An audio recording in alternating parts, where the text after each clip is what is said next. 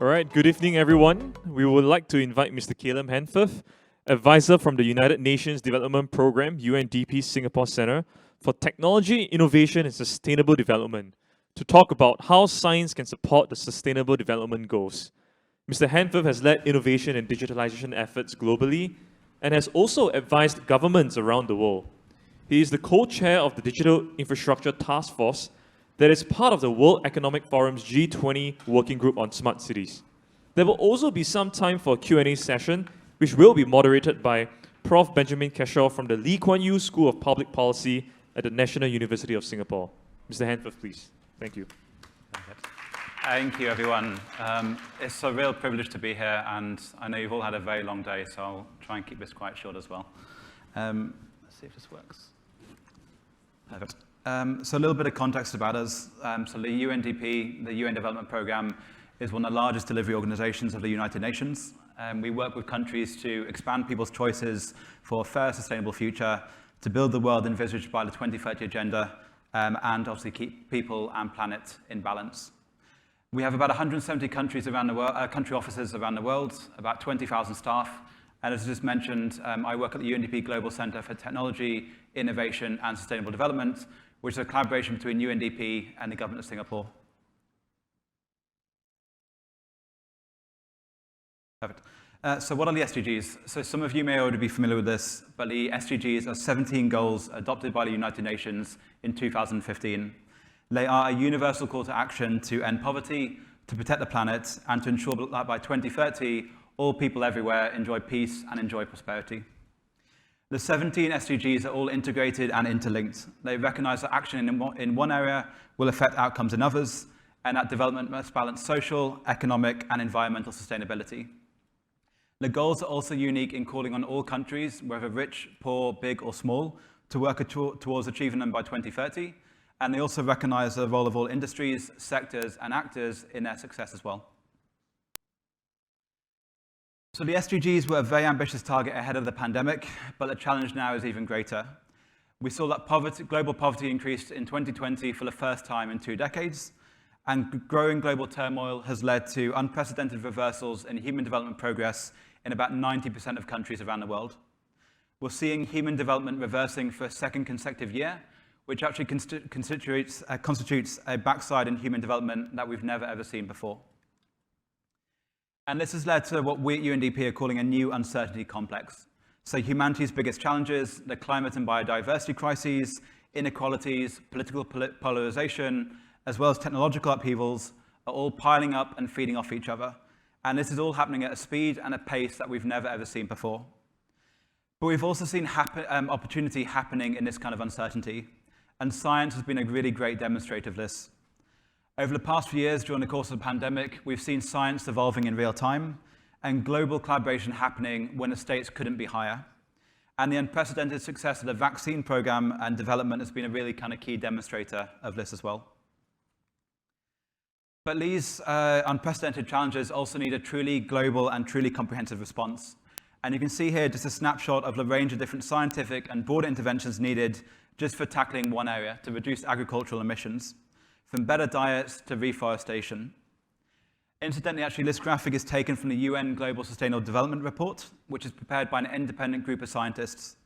It presents an objective assessment of where we are falling short and what needs to be done. And actually, the next iteration of this report will be published later this year. And for those of you who are working or living in the Gulf region, there's actually a consultation happening on this next week. What we know, though, is that science is a really important resource, asset, and partner for development and for the SDGs at a local, national, and global level. And you're all incredibly important partners on this journey. And I'd like to explore that in the course of my presentation, focus on 3 big points. The first is the importance of looking for synergies. It's often quite easy to end up with our head down, focused on a particular solution or a particular problem, and to get stuck working in silos. So each node that you can see on this chart identifies one SDG, and the size of the node is proportional to the number of scientific publications relating to that SDG. And each color also indicates a particular cluster. You can see on the top left, natural environment, infrastructure, and people and society. The lines that connect SDGs that are studied by a number of research areas. So the thicker the line, the more research areas are related to both connected SDGs. For example, SDGs 13 and 15 on the left-hand side share a number of research areas and publications, whilst SDG number 4 on the very far right shares only a small number of research areas and publications with SDG number 10. Incidentally, SDG number 11 in the middle is actually the only one that's connected to all three of these research clusters. What we can see with a lot of science in relation to the SDGs is a focus on technological responses to particular challenges. For example, access to energy, or SDG number 7. But often there's a lot less research focusing on addressing the complex and underlying social issues, challenges such as deprivation, inequality, and conflict. And also less research looking at how technologies link into these complex issues as well. I'll provide a quick example. So UNDP, we've been collaborating with a number of global research actors on the STRINGS initiative. So STRINGS stands for Steering Research and Innovation for the Global Goals. And one of the findings was that research relating to building science, tech, and innovation capabilities, so SDG number 9 about industry, innovation, and infrastructure, is often carried out most frequently in connection to research on technology solutions related to a small number of SDGs. But it doesn't engage with the complex underlying issues of quality education, reducing inequalities, tackling poverty, or building strong institutions. And then this creates issues in turn with investigating the synergies and tensions between science and the SDGs. And this is a really systemic and a really structural challenge. We need to focus on research areas that connect to several SDGs by funding more research explicitly investigating these tensions and synergies. And we also need to be connecting and funding research on the fundamental issues of deprivation, inequalities, and conflict with research on these more technological and technical solutions. There's actually a good example here from Singapore. So Singapore is actually one of the first countries during the very outset of the pandemic to invest in funding a digital contact tracing solution. And they also open source this, so the code is available for other governments to borrow and to take forward. And there's a risk, obviously, when they launched this, that there would be a risk of a reliance on a single technological solution. But when they launched a solution called Trace Together, they actually included this quote in the press release, highlighting that Trace Together was not a single solution for the pandemic or a single solution to tackling COVID-19. It was part of the broader public health toolbox and a complement, an augmenter, and an amplifier. And this also parallels the kind of broader research thinking that we need to be doing in SDGs, looking at the kind of broader picture and not focusing on single solutions. The next point I want to make is the importance of thinking at a more global level as well, wherever possible. And there's actually a question of alignment, with research often more broadly not aligned with the SDGs. The majority of research in the countries that dominate the global research agenda, so higher income countries, is often not related to the Sustainable Development Goals. And when it is, it's often quite skewed. So 60% of the research in higher income countries in SDG context is actually related to just one goal, SDG number 3, around good health and well-being. And often this is even focused on diseases that are most prevalent in these higher income countries. If you compare this to low income countries, like you can see on the graph on the left-hand side, those who are facing the most SDG challenges, and the vast majority of research in these countries is actually relating to the SDGs. But their influence on the global research agenda is drastically asymmetrical, as they produce 0.2% of all world of science research that's recorded. So we need to rebalance this asymmetry and look at providing platforms, support, and true collaboration. And this is not an isolated challenge either. We see that the risks and challenges of technology and innovation, so things like automation of jobs, inequality, discrimination within data, and fair intellectual property rights, often disproportionately affect developing countries.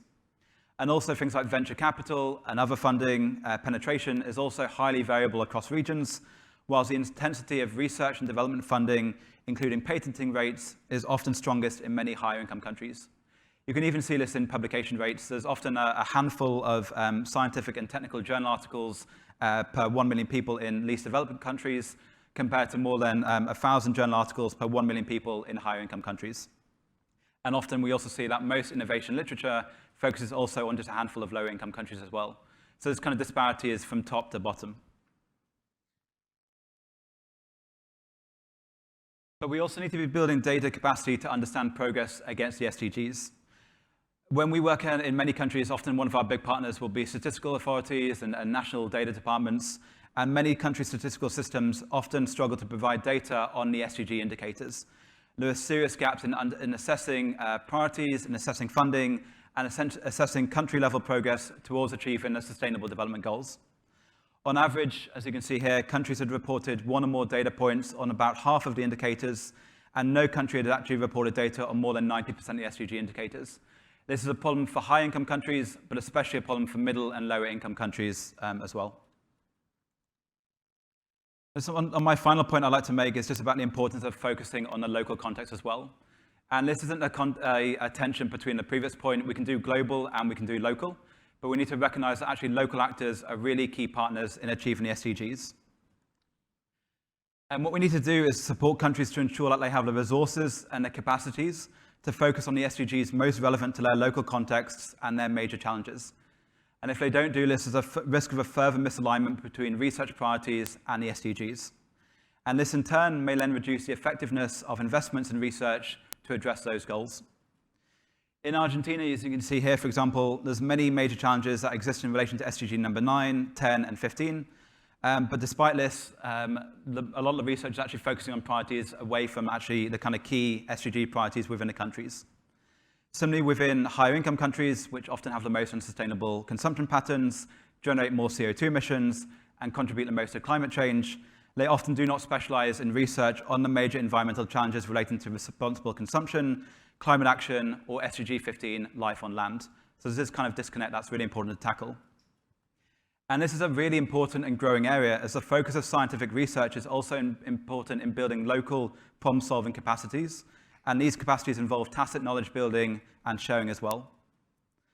And this also, in turn, highlights the value of building relevant local research capacity, including in informing local policy decisions through an understanding of context and the different pathways available to solve local and locally relevant research challenges.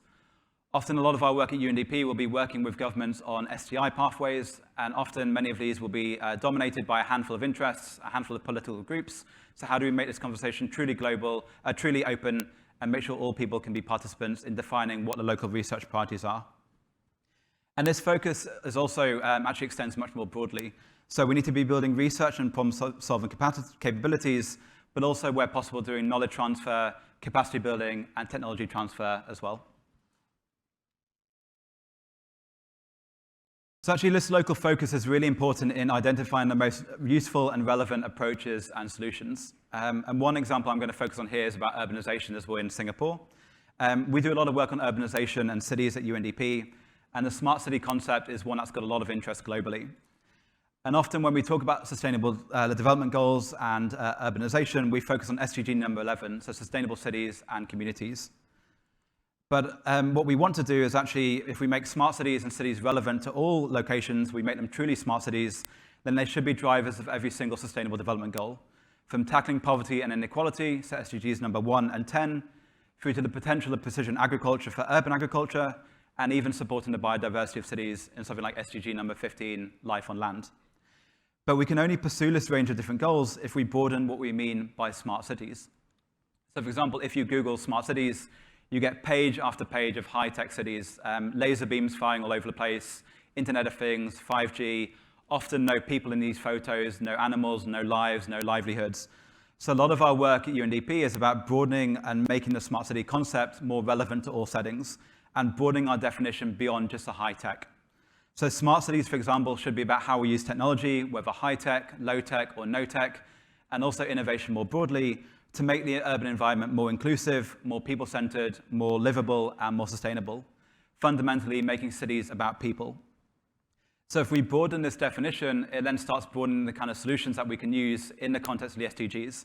For example, if we broaden our definition of a smart city, we then look at Singapore, a high-tech city using high-tech solutions as an example of a smart city. We look at Curitiba in Brazil, which is home to one of the world's first bus rapid transit systems. We look at Harare in Zimbabwe. The picture you can see on the screen here is actually the Eastgate Shopping Center, which uses passive cooling to make the building environment comfortable, whether it's day or whether it's night. This saves significant money, significant energy, particularly as the country can experience very significant, considerable daily shifts in temperature. And actually, excitingly, this building was designed in 1996 by a local architect. Or we can look at somewhere like Kathmandu with its network of electric taxis, many driven by female entrepreneurs, which have been in operation for more than 20 years. And again, this is another example of what we could call a smart city. And then coming full circle back to Singapore, again, using urban and nature-based solutions to soak up and managing rainflow. So when we're working with technology and science, we need to broaden the discussion and the discourse so we can find the solutions most relevant for the local context and the local needs and the local realities. And I'd just like to wrap up by mentioning 3 broader takeaways. The first is the importance of being open. So open to learning, open to new opportunities for synergies, as I mentioned, and open to changing our direction as priorities shift. And this also extends to openness in science. Our friends at UNESCO recently published their recommendation on open science, and they took a whole value chain approach here, from looking at open scientific knowledge to building open science infrastructure, and then also ensuring an open engagement and open dialogue within and beyond the research community. Secondly, we need to communicate, and science communication is a really important and enormously important and growing area, and actually something we'll be discussing in another event later this week with SG Innovate. We need to be sharing learning, sharing what does and doesn't work, sharing our failures most importantly, and also building feedback loops to improve what we do and what we've learned. And then finally, science is really important in informing decisions and decision making. I mentioned this earlier, but it's about ensuring that science, where possible, is about aligning with priorities and decisions, but it's also about building capacities in the public sector to leverage and understand science, insights, and data. And actually, a lot of our work is about working with the public sector to build capacity in the civil service, to leverage data, science, and other insights, to make policies and to make decisions. And then finally, and sadly, ending on a slightly more negative note, we also need to all benefit from science and share the gains of science wherever possible. As we continue to see with the global COVID-19 vaccine rollout, this doesn't always happen. Vaccines that are being developed through global scientific research, funding, and collaboration are not being globally distributed. And if the solutions generated by science are not equal, then nothing else will be equal either. We need to be thinking globally, locally, and inclusively wherever possible. So thank you all for your time. I really appreciate the platform and the opportunity. I'll share my email address as well. We're always very keen to learn from you all on the research side. We have, as I mentioned, country offices in about 170 countries around the world. So when you do all go home and you want connections locally, drop me a line. I'd be very happy to make those connections as well. But thank you. Thank you, Mr. Handforth. We will now have a Q&A session moderated by Prof. Kishore.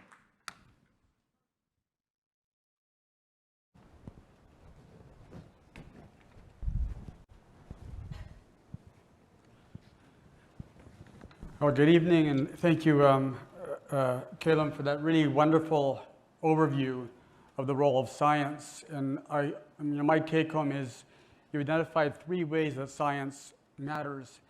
One is understanding the indicators for the SDGs and just doing basic research to understand better where we're at and how we can therefore need to improve where the gaps are. And then you nicely talked about the science and technology knowledge that can produce innovative changes, including smarter cities. And then you also mentioned the institutional policy and governance challenges, and that was kind of your last take-home point. So I wouldn't mind beginning this moderation by asking you, how do you see the role of science in terms of those 3 areas? And the context to my question is, if you take the climate crisis, for example, which is, of course, one of the important objectives under the SDGs, the science, the indicators, is really strong. Yes. We have an international panel on climate change, 4,000 scientists, really strong. We even have technological innovations, solar panels, windmills, and so on, right? But everybody agrees the policy and governance lags. So what are your thoughts on how science can be part of closing that gap between the policy and governance we have today and what we need to achieve given the first 2 scientific findings? It's a very big question. I think the first thing that science can be doing is, where possible, communicating, sharing research, sharing your insights. I spent quite a bit of time in government back in the UK, and often we were very, very close to having these kind of conversations. So keep shouting, keep yelling, keep sharing your work wherever possible to start closing that gap.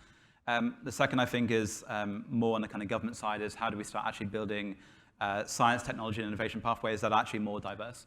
So bring in more voices into the discussion, bring in more solutions into the discussion, and actually making it more of a kind of multifaceted piece. These challenges are truly complex. They are what we call wicked challenges. There is no single solution to any of them. So we need a true kind of complex range of different solutions, actors, and individuals in that discussion.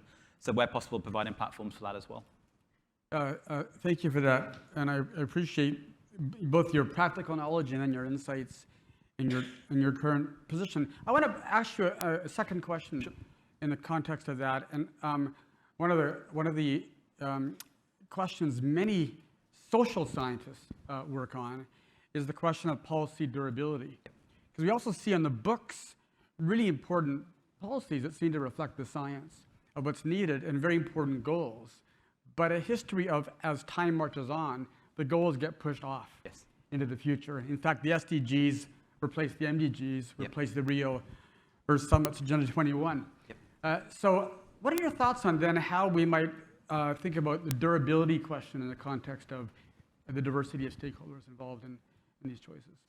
I think it's a really good point. So the Millennium Development Goals, which were a precursor to the SDGs, were more focused on low-income countries. So we already had a step forward with the SDGs, where they're truly kind of global conversations. So they're as relevant to a high-income country as they are to a low-income country. So already in durability, we're making this a kind of globally relevant conversation.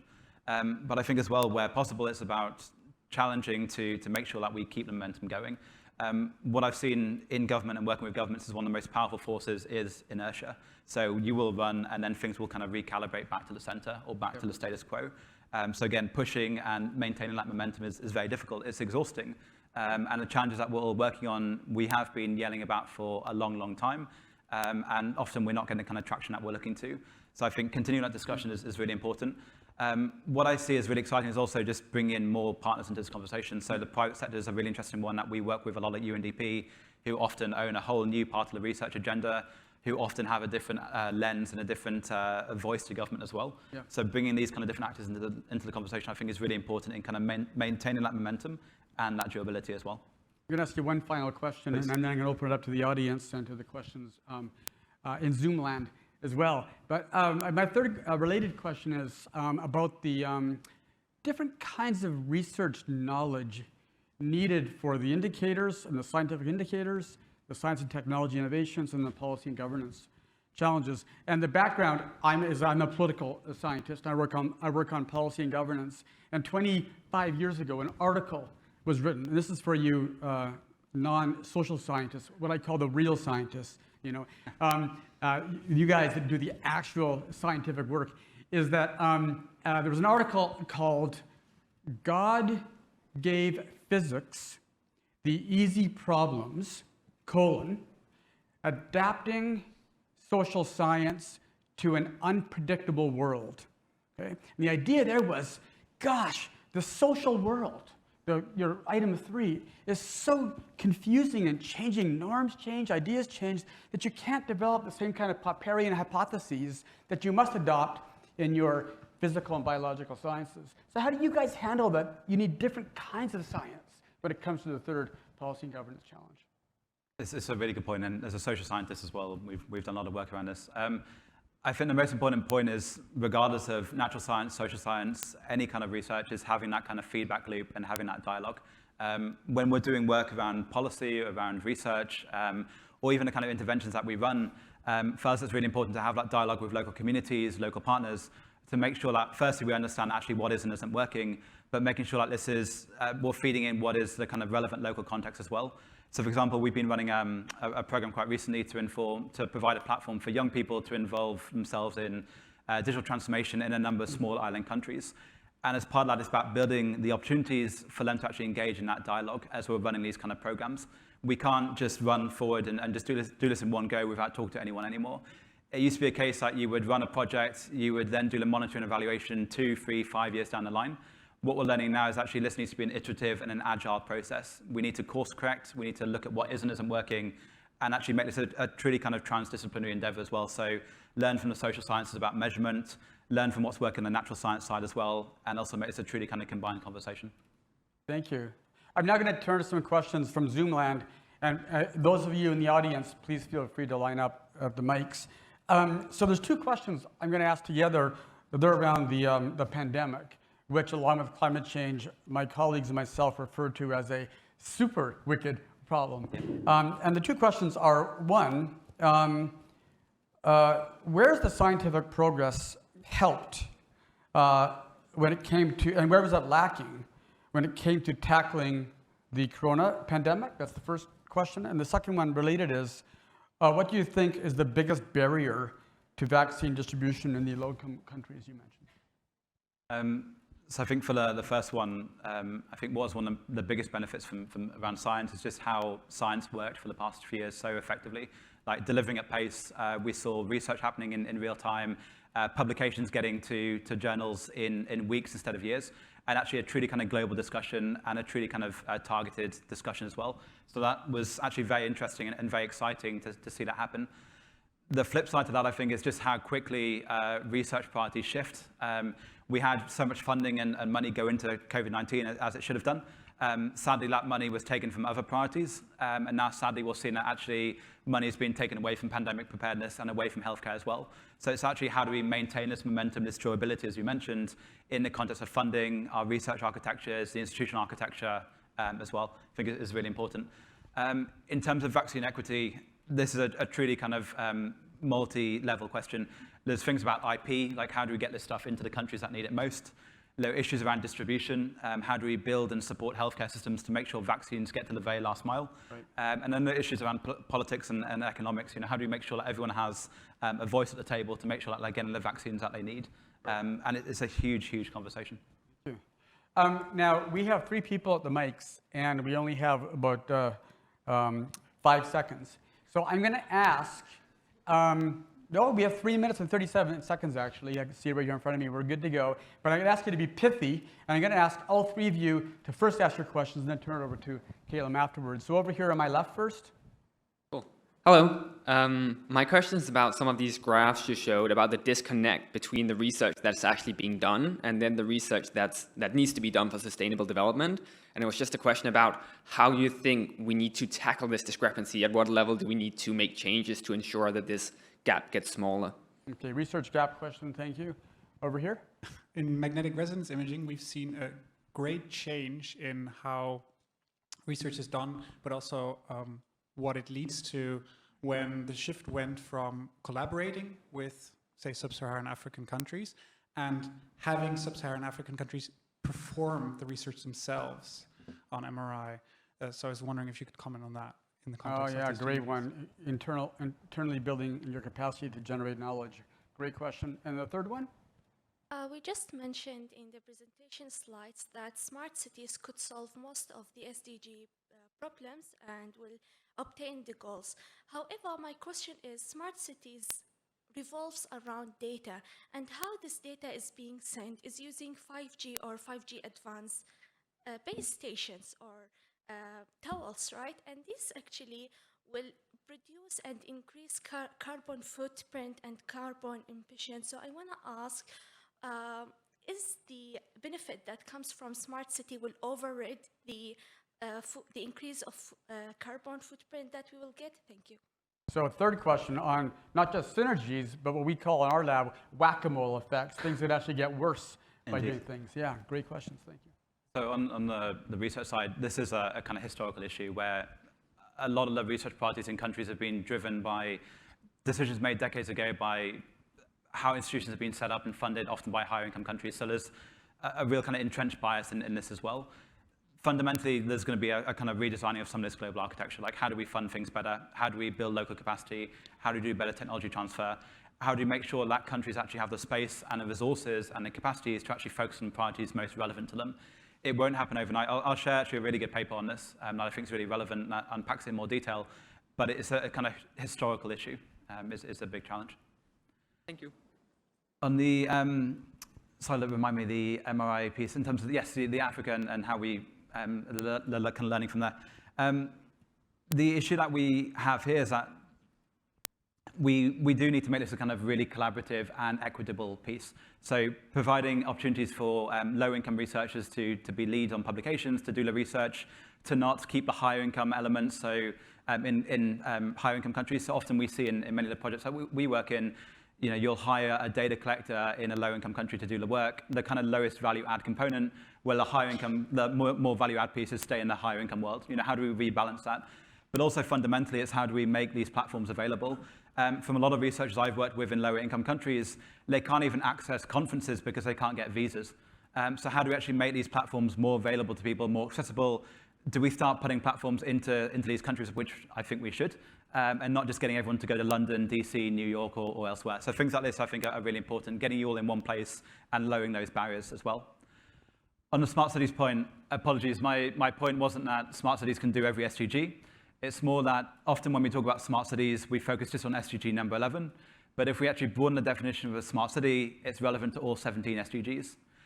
Incidentally, I hate the term smart cities. It's very tech-centric. It is about 5G, AI, big data. For me, a smart city is actually about technology and innovation. So high tech like 5G, big data, AI, but also low tech like frugal innovation. We do a lot of work around 3D printing, for example, and also no tech like nature-based solutions. So for me, a truly smart city is not 5G and AI. It's all these multifaceted solutions, and essentially is about making a city more livable and environmentally sustainable and inclusive as well. So 5G is a good example. It can be a tool, but it's one tool in our kind of smart city toolkit.